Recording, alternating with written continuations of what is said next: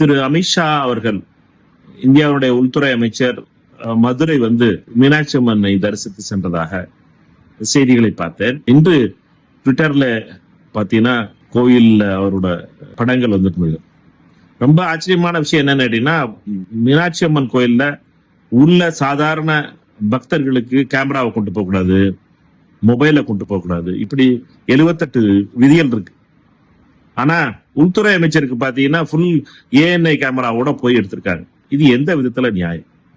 சாமானியனுக்கு ஒரு சட்டம், உள்துறை அமைச்சருக்கு ஒரு சட்டமா? அவருடைய வேண்டுதலை தீர்ப்பதற்காக அவர் வந்திருக்கார். அவர் மிகப்பெரிய அளவிலே தோல்வியை தழுவி கொண்டிருக்கிறார். அதாவது பெஹல்காம் அவருடைய தோல்வி, மணிப்பூர் பற்றி எரிகிறது, இது அவருடைய தோல்வி. அதிலிருந்து மீனாட்சி அம்மன் காப்பாற்ற வேண்டும் என்பதற்காக வந்திருக்கார். இதுல எந்த ஒரு பிரச்சனையும் இல்லை. மீனாட்சி அம்மன் அவரை காப்பாற்ற வேண்டும் என்றால், மீனாட்சி அம்மனை பொறுத்தமட்டிலே தவறு செய்பவர்களை காப்பாற்றுவாரா அல்லது தவறு செய்தவர்களை தண்டிப்பாரா என்பது நாம் அனைவருக்கும் தெரிந்த விஷயம்தான்.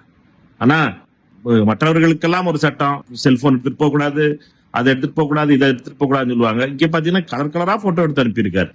இது மிகவும் வருத்தத்துக்குரியது. இதை அறநிலையத்துறை கடுமையாக நடவடிக்கை எடுக்க வேண்டும். எந்த அதிகாரிகள் அதை தடுக்காமல் விடுத்தார்களோ அவர் மீது நடவடிக்கை எடுக்க வேண்டும் என்று கேட்டுக்கொள்கிறேன்.